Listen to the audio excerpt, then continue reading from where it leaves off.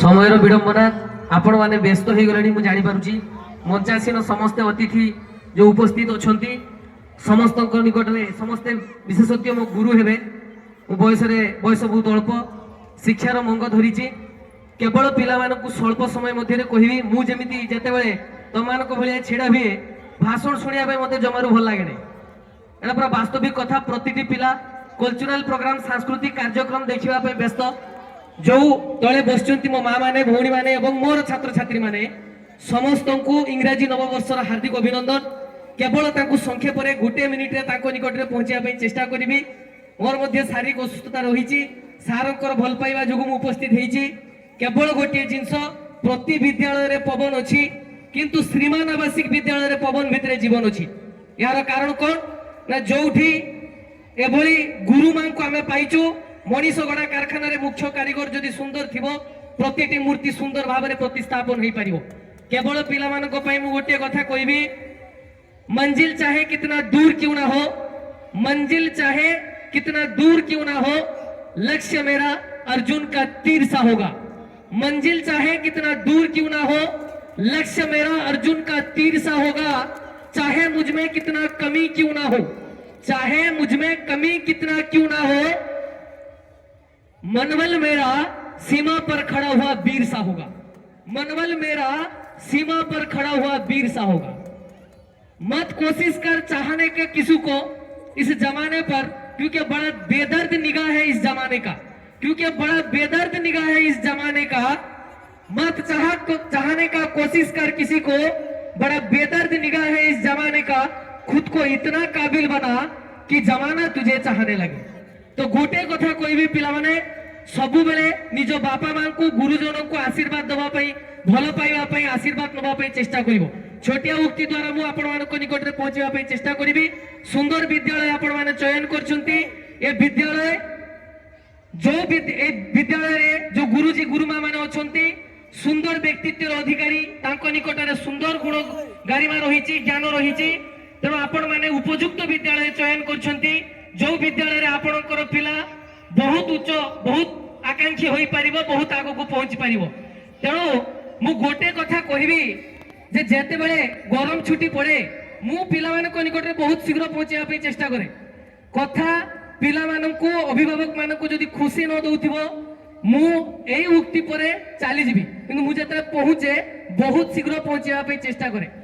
जेते बेले ग्रीष्म छुट्टी पड़े समस्त पिला माने मामू घर को बुलिबा पे जानती, सेमिति गोटे पिलाटी प्रति वर्ष भली जिद धरिछि मामू घर को जीवा पे। जेते बेले मामू घर को जीवा पे जिद धरिछि, प्रति वर्ष तो मां सहित जाए ट्रेन रे बसी। ए वर्ष दिन समय आसी से मामू सहित मामू घर को ट्रेन रे जाइबो जीवो। मां को जेते बेले ओली करिछि, मां को कहिछि, मां कहिसंती बापा रे मु जाई परिबिनी, ए वर्ष हमर आर्थिक अवस्था शोचनीय होछि। सेठो पिलाटी सानो पिला मामू घर को जीवा पे ओली करिछि, अझट करिछि। सेठुर से ता मां को कहिछि मु एकुटिया जाई परिबि। सेठु से ट्रेन रे ता मां कहिसंती तोते बसी दे जाउछि, तू जाई परिबु तो ना? हो पिला एक्साइटेड जीवा पे बसी दिए ट्रेन रे चलीची। ट्रेन अधा बाट रे लोकों को देखी गोहली देखी डोरी जाइए, डोरी जाइए माँ को मने पकईची। माँ को जिते मने पकईची ता माँ कही बाबू रे जिते डोरबू चिट्ठी तो सागर गोटे देइची, ताकू खोली देखिबू। खोली देखे चिट्ठीटा पड़े जे डोरीबार किछि नाही, तो माँ पछरे तो सहित अछि, अलगा बगीरे तो सहित अछि। सेठु ता मन रे पुणी खुशी चली आसला। खुशीर सहित मामू चली आसले स्टेशन को। मामू नेले उलेले। मामू कहला मामू माँ मो आसुले पछरे परा। सेठु से कहला ना रे बाबा तो माँ आसी नाही, तोते साहस दबा पे से बोली कहिथा। अर्थात बुझी पारछुंती तो हम जीवन रे माँ को महत्व कौन, माँ को महत्व कौन बुझी पारछुंती तो? आम प्रत्येक मनीष को गोटे गोटे चिट्ठी देकी पठाई आज्ञा। आम एठी चिट्ठी नहीं कि आसचु, प्रत्येक मनीष को चिट्ठी दियाई। चिट्ठीर निर्देश अनुसार आम चलुचु। जदि मार गोटे उक्ति, गोटे उक्ति आमको खुशी फेरई दे पारुची, तो आम घरे थिबा अमूल्य संपद को आम निर्माण करवा कहीं। तेणु वास्तविक मने रखंतु, मो निज अभिज्ञतार पदुटे कहूची, जेते बेले खीरीचरा मंदिर निकट में मु छिड़ा होई थाए, जने भिकारीटी जने व्यक्ति को पचारला बाबूरे मते खाइबा पई गंडे किछि देबो दबो।